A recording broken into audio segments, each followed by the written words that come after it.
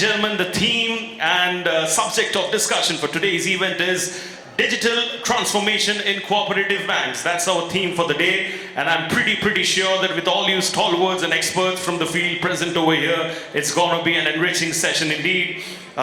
For the inaugural session to talk about digital transformation in cooperative banks, मैं वापस request करूंगा प्रभात चतुर्वेदी जी को, CEO NUC FDC, to please kindly come up on stage and say a few words for all of us. Give it up for Prabhat ji once again, please. Thank you so much, sir. Welcome. You want to use this mic? हम जिस purpose के लिए आज जमा हुए हैं, digital transformation of urban cooperative banks, उसके बारे में बात करेंगे। सबसे पहले ये क्यों ज़रूरी है, ये जो डिजिटल ट्रांसफॉर्मेशन का बात कर रहे हैं उसका ज़रूरत क्यों है। एक बहुत बड़ी अपॉर्चुनिटी हमारे सबके सामने है। हम सब विटनेस कर रहे हैं अपने लाइफ टाइम में इंडिया का ग्रोथ, जिस तरह से हमारा कंट्री ग्रो कर रहा है। हम इस समय सबसे फास्टेस्ट ग्रोइंग लार्ज इकोनॉमी है दुनिया में। जितनी भी लार्ज इकोनॉमीज है, सबसे तेज हमारी इकोनॉमी ग्रो कर रही है, और अभी हम 4th लार्जेस्ट हैं। जल्दी जापान को भी पीछे करके 3rd लार्जेस्ट इकोनॉमी बनने वाले हैं। हमारी जीडीपी 6.8% से ग्रो करेगी FY25 से 30 के ऊपर में। ये मूडीज और सारे इंटरनेशनल जो एस्टिमेट्स हैं। और जब भी आपकी कंट्री X% रेट से ग्रो करती है, आपका फाइनेंशियल सर्विसेज सेक्टर कम से कम 1.5 से 2 गुना उससे ज़्यादा तेजी से ग्रो करता है। अगर आपका कंट्री का ग्रोथ रेट 7% है, तो आपका फाइनेंशियल सर्विसेज का जो ग्रोथ रेट है वो 12 से 15% के बीच में रहता है। क्योंकि जैसे इंजन को चलने के लिए फ्यूल चाहिए, मोबिल चाहिए, ऐसे कंट्री को, इकोनॉमी को चलने के लिए फाइनेंस चाहिए। उसके बिना ट्रेड बिजनेस नहीं होता। अभी ये एस्टिमेट है 11.5% CAGR का, जो रफली 70% बैठता है, 1.7x। अगर 6.8% से जीडीपी ग्रो कर रहा है, तो आपका जो फाइनेंशियल सर्विसेज सेक्टर है वो करीब 11.5% से ग्रो करेगा, ऐसा प्रोजेक्शन है। और ये 1.25 क्यों है, पूरा 2 क्यों नहीं है? क्योंकि अपने सबको पता है कि अपने यहाँ इनफॉर्मल फंडिंग भी बहुत होती है। जितने छोटे बिजनेसमैन हैं, छोटे दुकानदार हैं, वो इनफॉर्मल सोर्सेज से भी फंड लेते हैं, मनी लेंडर्स से, इनफॉर्मल सोर्सेज से। अगर आप उस सबको जोड़ लेंगे तो 2 गुना ही बैठेगा, ये 14% के आसपास बैठेगा। उसके अगेंस्ट भी सरकार, RBI काम कर रही है कि मनी लेंडर का जो नेक्सस है, जो नेटवर्क है, उसको कम करके कैसे फाइनेंशियल ऑर्गेनाइज सोर्सेज में लाया जाए। वो भी हमारे बैंकों के लिए अपॉर्चुनिटी है। जब वो कस्टमर फॉर्मल फाइनेंसिंग में आएगा, उसको मेंबर बना के हम उसको फंडिंग कर सकते हैं। और इसको ड्राइव कर रहा है एक तो ओवरऑल क्रेडिट ग्रोथ। जो मकान पहले 50 लाख में आता था, अभी 1 करोड़ में आता है, 1 करोड़ वाला 2 करोड़ 2.5 करोड़ में आता है, तो आपकी फंडिंग की रिक्वायरमेंट बढ़ रही है। दूसरा, इंक्लूजन बढ़ रहा है। ज़्यादा लोग अभी, महिलाएं, वीकर सेक्शन के जो लोग हैं, वो भी अभी फाइनेंस अवेल कर पा रहे हैं। और तीसरा, टेक का अडॉप्शन बढ़ रहा है। ये मेन ड्राइवर्स हैं। ये मेरी रिक्वेस्ट है कि आप इसका फोटो ले लीजिए और अपने बैंक का ये मेजर करिए कि आपका ग्रोथ रेट क्या है। ये पूरा इंडस्ट्री का ग्रोथ रेट है। हम कंट्री ग्रो कर रही है 6.8% से, हमारी फाइनेंशियल सर्विसेज ग्रो कर रही है 11.5% से। लेकिन आपकी जो रिटेल लेंडिंग है, रिटेल लेंडिंग मतलब जो इंडिविजुअल कंज्यूमर जो लोन लेता है, वो 23% से ग्रो कर रहा है साल दर साल। 23% CAGR, यानी 100 का 125 हुआ, 125 के ऊपर फिर 25%, 23% ग्रो कर रहा है साल दर साल। आपका जो होम लोन है वो 17% CAGR से ग्रो कर रहा है। आपका एजुकेशन लोन 15% CAGR से ग्रो कर रहा है।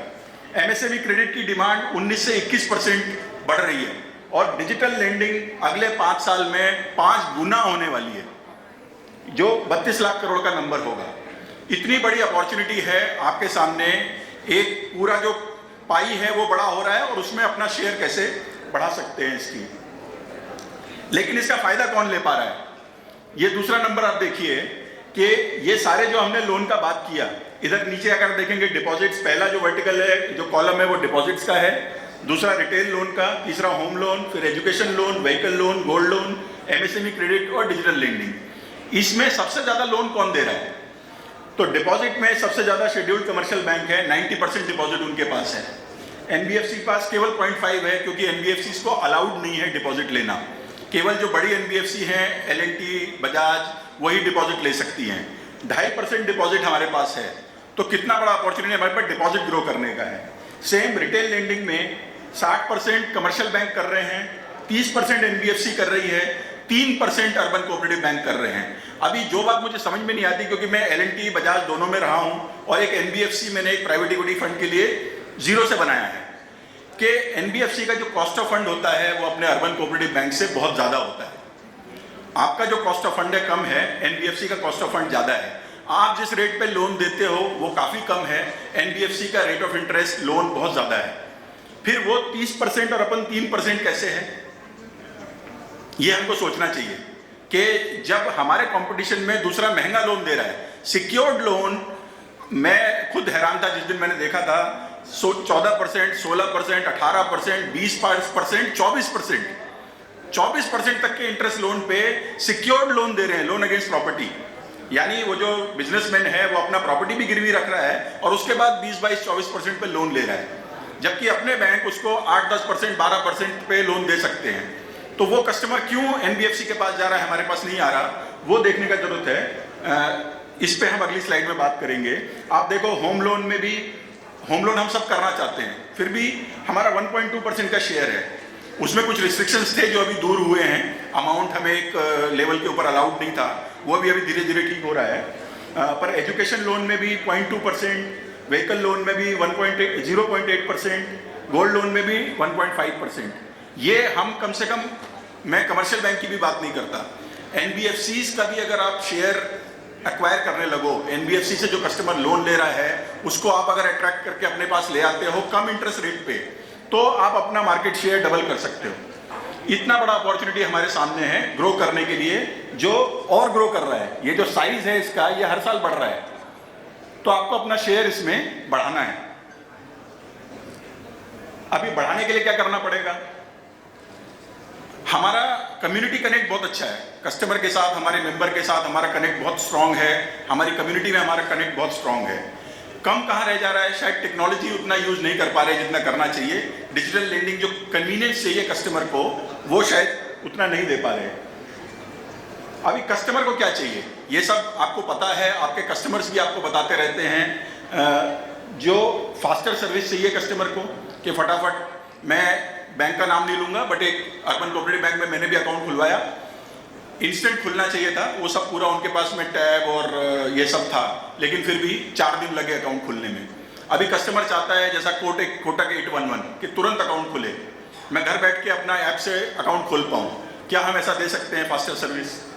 एनी टाइम एनीवेयर बैंकिंग, मुझे बैंक में ब्रांच में जाने का जरूरत नहीं पड़े, मेरा मन है तो मैं जाऊँ, मुझे सर्विस मिले वहाँ पे, बट अगर मेरे पास कभी टाइम नहीं है या मुझे घर बैठे अगर कोई सर्विस लेनी है वो भी मैं ले पाऊँ।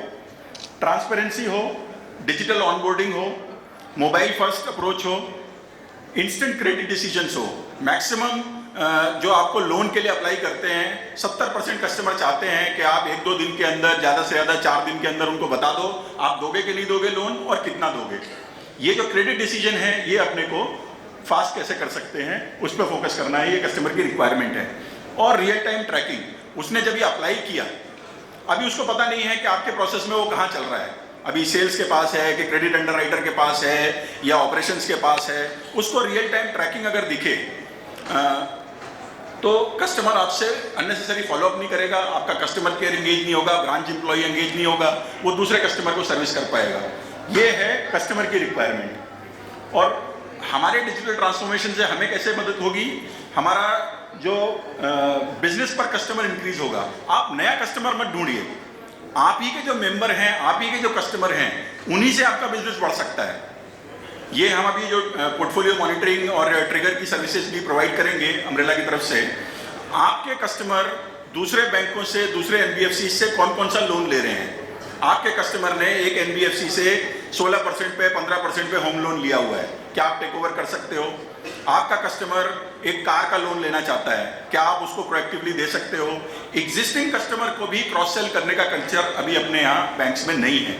हम जब कमर्शियल बैंक में थे तो हमें प्रोडक्ट पर कस्टमर का टारगेट होता था कि हर कस्टमर को कम से कम 5 से 6 प्रोडक्ट हमने सेल किए होने चाहिए। लेकिन हमारे यहाँ शायद वो ट्रैकिंग कुछ बैंक करते होंगे, बट ये एक अच्छी प्रैक्टिस है जो करनी चाहिए।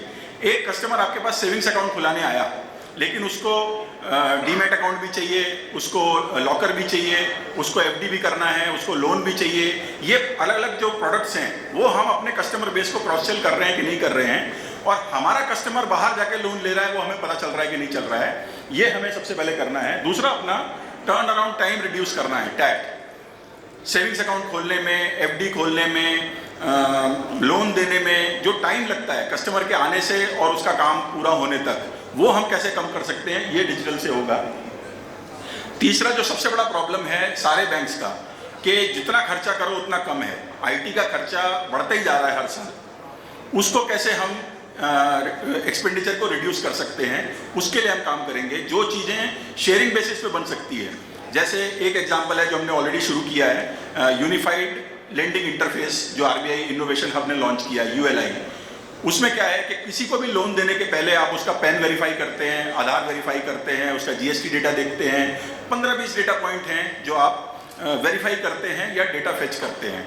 आरबीआई उसको एक सिंगल प्लेटफॉर्म में बना रहा है जो आपके लोन ओरिजिनेशन सिस्टम से इंटीग्रेट हो जाएगा और एक ही जगह पे सारे वेरिफिकेशन करके एक सिंगल रिपोर्ट आपके अंडरराइटर के सामने आ जाएगी। उसको केवल डिसीजन लेना है कि मुझे लोन देना है, नहीं देना है और कितना देना है। इसको जितना हम फास्ट कर सकते हैं, काफ़ी टाइम हमारा डॉक्यूमेंट मांगने में, वेरिफिकेशन में ही चला जाता है। ये आपके कस्टमर का एक्सपीरियंस है और आप भी जब अपने कस्टमर्स को सर्वे करेंगे, बात करेंगे, ये चीज़ें निकल के आती हैं। दूसरा, हमारे जो कंप्लायंस का बर्डन बढ़ता जा रहा है। सारे बैंक के जो चेयरमैन हैं, मैनेजमेंट है, सीईओज हैं, उनका कांस्टेंट ये कंप्लेंट है कि मैं बिजनेस की तरफ ध्यान दूं या कंप्लायंस ही करते बैठूं। कंप्लायंस का बर्डन, कंप्लायंस का कॉस्ट भी बढ़ता जा रहा है। उसको कैसे कम कर सकते हैं विदाउट कॉम्प्रोमाइजिंग ऑन डिलीवरेबल। अभी आरबीआई को जो रिपोर्टिंग करनी है वो करनी है, लेकिन उसका एफर्ट कैसे रिड्यूस कर सकते हैं, कैसे डिजिटाइज ऑटोमेट कर सकते हैं, उसकी तरफ काम करना है। और सबसे बड़ा जो चैलेंज है साइबर सिक्योरिटी का, कि जैसे जैसे डिजिटल होंगे वैसे वैसे आपका जो साइबर अटैक्स हैं वो बढ़ेंगे। अभी न्यूज़ था हिमाचल के एक बैंक का कि कस्टमर ने ऐप यूज़ किया, कस्टमर का मोबाइल जो था वो कॉम्प्रोमाइज था, उसके अंदर वायरस था। कस्टमर ने बैंक का ऐप ये किया, यूज़ किया और वो वायरस बैंक के सिस्टम में घुस गया। इसका मतलब बैंक ने जो एक बेसिक, हम अपना खेत लेते हैं तो फेंसिंग करते हैं, घर लेते हैं तो चार दीवारी बनाते हैं, वो भी नहीं बना के रखा है। कोई भी आके लूट के जा सकता है। उतना बेसिक भी साइबर सिक्योरिटी कई बैंक्स ने नहीं लिया है और ये 3-4 ऐसे इंसिडेंट मैं अभी सुन चुका हूँ, स्टेट कोऑपरेटिव बैंक्स में भी और कुछ अर्बन कोऑपरेटिव बैंक्स में भी। तो ये बेसिक साइबर सिक्योरिटी हमें अपने बैंक्स में लानी है और शेयर्ड इंफ्रा करना है। जहाँ पर भी हर बैंक, खासकर जो हमारे टियर 1, टियर 2 बैंक हैं, छोटे मीडियम साइज बैंक हैं, ये अपना खुद का एक्सपेंडिचर कितना करेंगे आईटी के ऊपर, और जितना करेंगे उतना कम है। उसको कैसे कम कर सकते हैं, कैसे शेयर्ड बेसिस पे उस कॉस्ट को डिस्ट्रीब्यूट कर सकते हैं, इस पे काम करना है। लेकिन हमारे जो सहकार के जो वैल्यूज़ हैं, हमारे जो कोऑपरेशन के वैल्यूज़ हैं, जो हमारा टच है, ह्यूमन टच, कम्युनिटी टच, उसको डाइल्यूट किए बिना, ये हमारा टास्क है। इसके लिए जो हम अब इनिशिएटिव्स ले रहे हैं, मैं उसकी बात करता हूँ। ये प्रॉब्लम और क्या करना है, अभी कैसे करना है, सॉल्यूशंस क्या हैं। तो एक, जैसे मैंने बोला, एक कॉमन इंफ्रास्ट्रक्चर, और ये मिनिस्ट्री, आरबीआई और इवन जो इंटरनेशनल एक्सपीरियंसेस हैं, उनका सबका निचोड़ ये है, मानना ये है कि हर बैंक को अलग अलग अपग्रेड करने जाएंगे, हर बैंक को अलग अलग डिजिटली ट्रांसफॉर्म करने जाएंगे, वो होने वाला नहीं है, बहुत टाइम लगेगा। उतना टाइम कंपटीशन आपको नहीं देगा। कंपटीशन ऑलरेडी डिजिटली ट्रांसफॉर्म हो चुका है, चाहे कमर्शियल बैंक है, चाहे एनबीएफसीज है।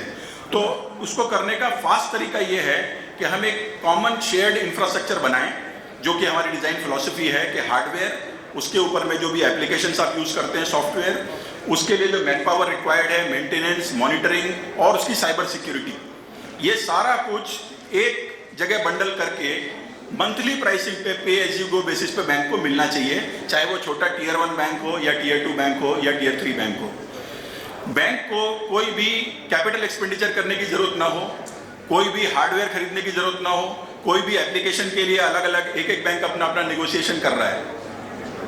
क्योंकि उसमें होता क्या है कि जो बड़े बैंक हैं, जिनका वॉल्यूम ज़्यादा है, वो अच्छा निगोशिएट कर लेते हैं, बेटर प्राइस पे उनको चीज़ें मिल जाती हैं। जो मीडियम साइज छोटा बैंक है, वो उतना निगोशिएट नहीं कर पाता, उसका उतना वॉल्यूम नहीं है। बट जब आप साथ आते हो, 700 बैंक, 800 बैंक, 1000 बैंक, तो आपका वॉल्यूम भी बनता है, स्केल बनता है। वो जो आईटी वेंडर्स हैं, उनको भी समझ आता है कि स्केल पे हमको बिजनेस मिल रहा है। आज जैसे मैं कोर बैंकिंग सिस्टम का एग्जांपल लेता हूँ, इतने सारे core banking system service provider हैं, किसी के भी 150-200 के ऊपर इंस्टॉलेशन नहीं है, और वो भी एक आधा ही है जिसके 150-200 है। कोई 25 बैंक, कोई 50 बैंक, कोई 100 बैंक, कोई 10 बैंक, कोई 15 बैंक पे है। अगर उसको 400 बैंक का, 500 बैंक का बिजनेस मिल रहा है, ये अपॉर्चुनिटी है, तो उसको उसके लिए कॉस्ट कम करनी पड़ेगी, उसके सिस्टम को, सॉल्यूशन को अफोर्डेबल बनाना पड़ेगा। इसके लिए हमने ऑलरेडी EOI इशू किया है कोर बैंकिंग सिस्टम के लिए, क्लाउड के लिए हमने ऑलरेडी EOI इशू किया है, साइबर इंश्योरेंस के लिए हम बहुत जल्दी, मेरे ख्याल से जून के महीने में अनाउंस कर देंगे सारे बैंक्स के लिए अवेलेबल साइबर इंश्योरेंस। सिमिलरली जो उनको एप्लीकेशंस चाहिए, जैसे LOS है, लोन ओरिजिनेशन सिस्टम हुआ, या UPI के रिलेटेड सॉल्यूशंस चाहिए, इस सब के लिए हम बारी बारी काम कर रहे हैं, और जैसे जैसे वो रेडी हो रहे हैं सॉल्यूशंस, वैसे वैसे हम उसको रोल आउट करते जा रहे हैं। दूसरा साइबर सिक्योरिटी और कंप्लायंस। तो साइबर सिक्योरिटी के लिए जो शेयर्ड ऑपरेशन सेंटर, जो SOC NOC चाहिए, वो हम बना के इवन Tier 1 Tier 2 बैंक के लिए अफोर्डेबल रेट पे ये प्रोवाइड करेंगे। कंप्लायंस में हमने ऑलरेडी 2 सॉल्यूशंस लॉन्च किए हैं। एक है जो आपकी RBI को जितनी रिपोर्टिंग होती है उसको ऑटोमेट कर देता है, आपके कोर बैंकिंग सिस्टम से इंटीग्रेट होके, और RBI को जिस फॉर्मेट में डेटा चाहिए उसमें डाल के आप RBI को सबमिट करते हो विदाउट मैनुअल इंटरवेंशन। आप उसमें चाहे तो एक सबमिट बटन का मैनुअल इंटरवेंशन डाल सकते हो, वो आपको ट्रिगर देगा कि आपकी ये रिपोर्ट ड्यू हो रही है, रिपोर्ट बना के देगा, आपको केवल सबमिट करना है, और वो भी RBI के दक्ष पोर्टल से डायरेक्टली इंटीग्रेट होके सबमिट कर सकता है। ये ऑलरेडी लाइव है, और इसकी प्राइसिंग हमने रखी है 25,000 पर बैंक पर मंथ, यानी साल का 3 लाख के आसपास। और जैसे जैसे और बैंक ऑनबोर्ड होंगे, ये 25 का 22 जाएगा, 20 जाएगा, ऐसा हमारा नेगोशिएशन है। धीरे धीरे ये प्राइसिंग नीचे भी आएगा। तो ये कंप्लायंस मॉनिटरिंग का एक सोल्यूशन है। दूसरा, रिस्क बेस्ड इंटरनल ऑडिट का जो RBI का सर्कुलर था, वो हमने ऑलरेडी लॉन्च किया है सोल्यूशन उसके लिए। जो आपका जितना इंटरनल ऑडिट, कंकरेंट ऑडिट का एफर्ट है, उसको ऑटोमेट करेगा। आपके चेयरमैन लेवल पे, बोर्ड लेवल पे आपको डैशबोर्ड दिखेगा कि मेरी कितनी ब्रांच का इंटरनल ऑडिट हो गया, कितने का पेंडिंग है, जिसमें हो गया उसमें क्या प्रॉब्लम्स आ रही है, जिसमें नहीं हुआ उसका कब होने वाला है, मेरे ऑडिटर का ट्रैवल शेड्यूल क्या है। ये सारा आप इसको डिफाइन करके ट्रैक कर पाओगे HO से। और आपका ऑडिटर भी जब ब्रांच में जाएगा, जैसे RBI ऑडिटर अभी आपके पास आता है तो आपसे पूछता नहीं है कुछ, वो लेके आता है आपका एक्सरे और फिर आपको बताता है आपका ये प्रॉब्लम है, मुझे ये कागज चाहिए इसके लिए। ऐसा ही आपका ऑडिटर आपका एक्सरे लेके जाएगा ब्रांच का, और उसको बोलेगा कि आपके ब्रांच में ये नॉन कंप्लायंस है, कैसे ठीक करने वाले हो, मुझे एक्शन टेकन बताओ। ये जो ऑटोमेशन है कंप्लायंस रिपोर्टिंग का और रिस्क बेस्ड इंटरनल ऑडिट का, ये ऑलरेडी लाइव है। जो आप हमारी, अगर काफ़ी बैंक्स ने डेमो देखा होगा, जिन्होंने नहीं देखा है वो डेमो देख सकते हैं। आपके जो भी क्वेश्चंस हैं वो पूछ के आप you satisfy yourself and you can start availing that service. तीसरा, AI और एनालिटिक्स का, ये बहुत बड़ा अपॉर्चुनिटी है आने वाले टाइम में आर्टिफिशियल इंटेलिजेंस को यूज़ करने का, लेकिन बहुत महंगा है। एक एक बैंक करने जाएगा, हमारे बस की बात नहीं है। बड़ी बड़ी NBFC, बड़े बड़े बैंक जो हैं अपने बल पे अफोर्ड नहीं कर पा रहे AI लगाना, लेकिन है बहुत काम की चीज़ बैंक्स के लिए। तो क्या हम शेयर्ड बेसिस पे अम्ब्रेला में सारे बैंकों के लिए AI और एनालिटिक्स के सोल्यूशन बना के बैंकों को, जैसे मैंने पहले बोला, जो हमारी डिज़ाइन फिलॉसफी है pay as you go, subscription model पे आप अपने बैंक का जो डेटा है उसको AI में रन करके जो एनालिटिक्स, जो इनसाइट्स आती है, उसको मेरे को बिजनेस बढ़ाने के लिए कैसे यूज़ करना है। टेक्नोलॉजी अपने आप में केवल एक टूल है। हमारा ऑब्जेक्टिव है बैंक रन करने का, अपने कस्टमर को सर्विस देना। वो सर्विस देने के लिए, अच्छे रूप में देने के लिए, जल्दी देने के लिए IT या टेक्नोलॉजी टूल है, उसको टूल की तरह यूज़ करना है। लेकिन उसका आउटकम मेरे बिजनेस पे क्या पड़ रहा है, मेरा बिजनेस कितना बढ़ रहा है, वो हमको मॉनिटर करना चाहिए, इंश्योर करना चाहिए। हम जो हमारे की रिजल्ट एरिया KPIs बनाएंगे वो ऐसी बनाएंगे कि टोटल बैंकिंग का बिजनेस कितना इंप्रूव हुआ, कितने बैंक की रेटिंग इंप्रूव हुई, कितने बैंक और FSWM बने, कितने बैंक और शेड्यूल्ड में कन्वर्ट हुए। ये हमारे रिजल्ट एरियाज होंगे, ना कि हमारे अपने ऑपरेशंस कैसे चल रहे हैं और हम क्या क्या कर रहे हैं, कितना कर रहे हैं, सेक्टर में कितना चेंज आ रहा है पूरे, उस पर हमें मेजर किया जाएगा। तीसरा, कस्टमर सेंट्रिक सर्विसेज। जैसे मैंने बोला कि अपने कस्टमर को ही, और ये भी सिविल का डेटा है, मैंने पिछले कई मीटिंग्स में दिखाया है, मैं आज दोबारा दिखा नहीं रहा हूँ। सिविल का डेटा है कि 50 बैंकों का डेटा देखा केवल उन्होंने, सिर्फ 50 बैंक, सिर्फ 6 महीने देखा। 16,000 करोड़ के डिसबर्समेंट दूसरे लेंडर्स ने आपके कस्टमर को किए हैं। और वो लेंडर कौन है? Commercial bank, NBFC, fintech, private sector organisation. तो मेरा कस्टमर है, उसको लोग उल्टा बोलते थे कि कोऑपरेटिव बैंक उसको लोन देते हैं जिसको कहीं लोन नहीं मिलता। उल्टा है, आपके कस्टमर को सब लोन दे रहे हैं लेकिन आप रिटेन नहीं कर पा रहे वो कस्टमर को। या तो आपका साइज का इशू था, भाई होम लोन में 1.4 करोड़ के ऊपर नहीं दे सकता और कस्टमर को चाहिए 2.5 करोड़ में कैसे दूं, अभी 3 करोड़ हो गया शायद मैं दे पाऊंगा। दूसरा, जो कस्टमर को जिस स्पीड पे चाहिए, फास्ट डिसीजन चाहिए, डिजिटल ऑनबोर्डिंग चाहिए, शायद वो मैं नहीं दे पा रहा, बट वो कोई बड़ी चीज़ नहीं, आप दे सकते हो। ये सारी इनेबल अपने को करके कस्टमर सेंट्रिक सर्विसेज बनानी है। आप मेंबर चूज करो किसको लोन देना है नहीं देना है, बहुत छान के 3 बार छान के और फिर चूज करो, लेकिन जिसको चूज करो उसकी आप सारी रिक्वायरमेंट पूरी कर पाओ जैसे उसको चाहिए। ये आप करोगे, आपको कहीं बाहर जाने की जरूरत नहीं है। आपके ही मेंबर बेस में इतना बिजनेस है, उनके फैमिलीज में, उनके रिलेटिव्स में, कि आपको कहीं बाहर जाने की जरूरत नहीं है, आप अपना बिजनेस बढ़ा सकते हो। लेकिन आपको देना वैसे पड़ेगा जैसे कस्टमर को आदत लग गई है, जैसा उसको चाहिए। एक सहकार पाठशाला इनिशिएटिव है ट्रेनिंग के लिए। अभी जब आप इतना टेक्नोलॉजी यूज करोगे, जब आप इतना कंप्लायंस को ऑटोमेट करोगे, आपकी जो मैन पावर है उसको भी वो टेक्नोलॉजी यूज करना, उसका पूरा इस्तेमाल करना, उससे मैक्सिमम आउटपुट लेके अपना बिजनेस बढ़ाना कैसे करना है ये आना चाहिए। इसमें भी हम हैंड होल्डिंग करेंगे। मैंने आपको खाली कैंची कंघा दे दिया लेकिन आपको पता नहीं बाल कैसे काटते हैं, तो आप उसका यूज नहीं कर पाओगे। आपको टूल के साथ साथ में उसको बिजनेस में कैसे कन्वर्ट करना है, मेरा बिजनेस कैसे बढ़ाना है, इसका हैंड होल्डिंग भी हमारा रिस्पॉन्सिबिलिटी है जो हम करेंगे, जिसके लिए हम ये ट्रेनिंग इनिशिएटिव शुरू कर रहे हैं। आज यहाँ पे कुछ ब्रोशर्स वगैरह डिस्ट्रीब्यूट होंगे। 6 जून को हमारा पहला ऑफलाइन ट्रेनिंग प्रोग्राम है पुणे में, कॉस्मोस के प्रेमाइस में, जिसमें हमने सर्वे किया था बैंक्स का। सारे बैंक को सर्वे भेजा कि आप कौन से टॉपिक्स पे ट्रेनिंग लेना चाहते हो, और जो टॉप 3 टॉपिक निकल के आए वो टॉप 3 में हम ट्रेनिंग करने वाले हैं, जो है साइबर सिक्योरिटी, फ्रॉड मैनेजमेंट और CKYC, जो बैंक्स के सर्वे में जो आउटपुट निकला है। इसके लिए हम ये कर रहे हैं पहला, और इन टॉपिक्स पे, दूसरे टॉपिक्स पे अभी हम रिपीटेडली ये ट्रेनिंग प्रोग्राम्स भी ऑर्गेनाइज करेंगे, और एक ऑनलाइन पोर्टल बना रहे हैं जिसको लर्निंग मैनेजमेंट सिस्टम बोलते हैं। यानी आपके बैंक में board of directors, CEO, CXO, middle management, branch manager और फ्रंटलाइन स्टाफ, ये हायरार्की हुई, और सेल्स, क्रेडिट, ट्रेजरी, ये अलग अलग फंक्शंस हुए। हर की ट्रेनिंग रिक्वायरमेंट अलग अलग होती है, तो किसकी ट्रेनिंग रिक्वायरमेंट क्या है उसके हिसाब से एक आपके मोबाइल पे चलने वाला ऐप, जिसमें वो जहाँ बैठा है वहाँ पे वीडियो, ऑडियो, टेक्स्ट देख के अपना ट्रेनिंग कंप्लीट कर सकता है।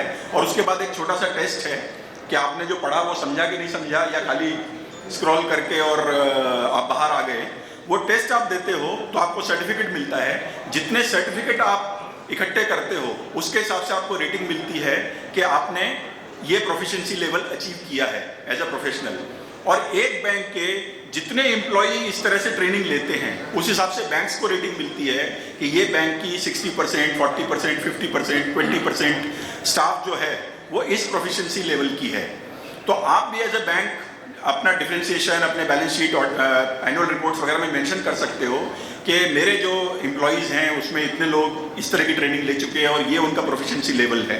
तो इस तरीके से स्ट्रक्चरली, सिस्टमेटिकली कैसे ट्रेनिंग इनिशिएटिव्स बढ़ा सकते हैं अपने बैंक्स में, अपस्किलिंग कैसे कर सकते हैं, इसके ऊपर हम काम कर रहे हैं। शेयर्ड प्रोक्योरमेंट, जैसे मैंने बोला कि जो भी इंफ्रास्ट्रक्चर है अगर शेयर करके करते हैं, एक आदमी एक गाड़ी खरीदेगा, सबको कॉस्ट पड़ेगा, सबको पेट्रोल डीजल का, ड्राइवर का खर्चा होगा।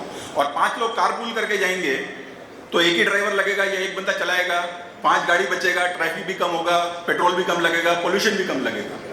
ये सब कॉमन सेंस है।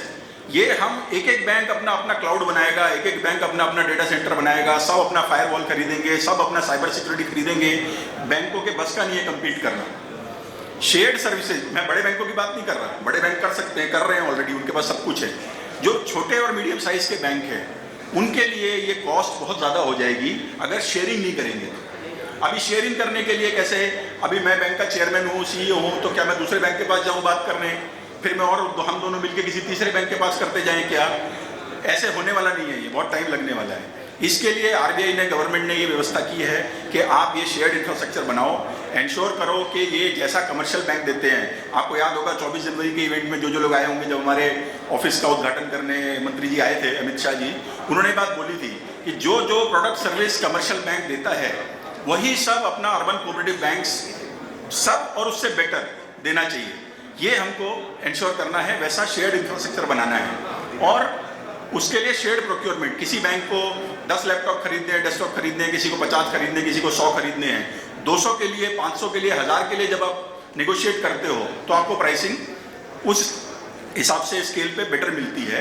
ये शेयर्ड प्रोक्योरमेंट का मॉडल देंगे और सारी जो हमने बोला डिज़ाइन फिलॉसफी है वो पे एज यू गो मॉडल पे रहेगी। इससे जो ग्लोबल एक्सपीरियंस है, Rabobank, Credit Agricole, CU, FSS Australia, इनके जो एक्सपीरियंसेस हैं और जो एस्टिमेट्स हैं उसके हिसाब से हर बैंक कम से कम 30% अपनी IT कॉस्ट रिड्यूस कर सकता है। आपका जो ऑटोमेशन है वो 80% के ऊपर हमको बढ़ाना है। रेगुलेटरी कंप्लायंस 100% होनी चाहिए ताकि कोई पेनल्टी, कोई भी किसी तरह का FSWM के लिए फॉर एग्जांपल नेगेटिव पॉइंट या आपके कंप्लायंस में कोई नेगेटिव डेवलपमेंट नहीं हो। और फ्रॉड्स वगैरह को, साइबर सिक्योरिटी को कैसे इंश्योर करना है, इसके लिए हम काम कर रहे हैं। अभी जो हम ये ब्रोशर और न्यूज़लेटर्स वगैरह रिपीट करेंगे उसमें हमारे मेल आईडीज़ हैं जिन पे आप डिफरेंट सर्विसेज के लिए अप्रोच कर सकते हो हमें। और कुछ भी क्वेश्चंस है तो हम पूरी टीम यहाँ पर हैं। हमारे ईमेल आईडीज़ हैं और कार्ड एक्सचेंज करके फ़ोन नंबर्स आप ले सकते हो। जो भी क्वेरीज हैं वो हम यहाँ पे आंसर कर सकते हैं। Ladies and gentlemen, can I please request all of you, Prabhat ji के लिए जोर से बजाइए ताली। Sir, I'll request you to please kindly wait on stage, sir. Prabhat ji, I'll request you to please kindly wait on stage. I'll request Ashish Srivastava to kindly please do Prabhat ji's felicitation on stage. Ashish ji के लिए once again जोर से ताली please as he makes his way to the stage. We'll do it in the center. I'll request आपको आप mark set कर दीजिए उनके लिए कहाँ एग्जैक्टली करना है। एंड जब फेलिसिटेशन हो रहा है, everybody can I please request all of you to give a big round of applause, everybody. Thank you so much. Thank you so much. Can I have the memento for sir as well, please? Okay. So ladies and gentlemen, we will be having a special newsletter launch right now. I'll request Sunil Devra ji, Subhash Mohite ji and Vittal Dhanani ji to come on stage please, and Sanjay Shrigave ji.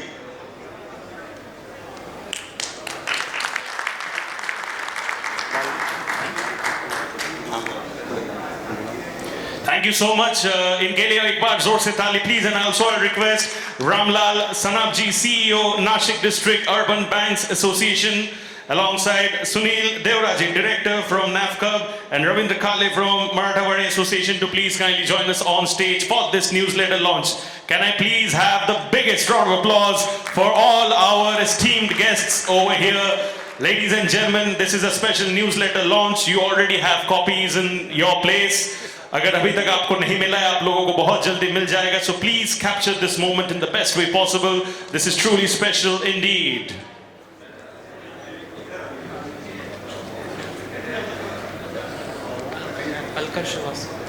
May I please request Alka Srivastava ma'am to please also join us on stage. Give Alka ma'am a big round of applause please everybody as she makes her way to the stage.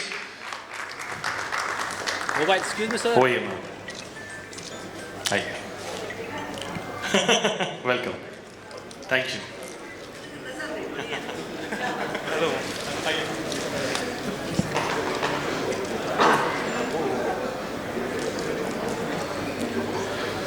Ladies and gentlemen, as the unveiling of the newsletter is done, can I please request all of you, zor se taali bajate rahiye to keep the energy alive, and I'm sure this is truly going to be heartwarming for all our esteemed guests over here. Thank you so much to all of you for taking out time from your busy schedules to be with us over here today for this very, very special Bharat Cooperative Banking Summit 2025. Thank you so much.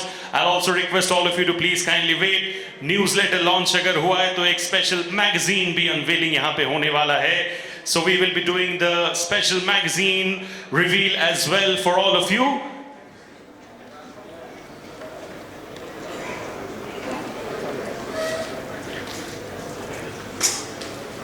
I'll also request Mr. Rupam Majumdar from Ruger to please kindly join us over here on stage as well for this very special moment. Rupam ji ke liye bhi please everybody bajaiye taali. Thank you so much. It's not here.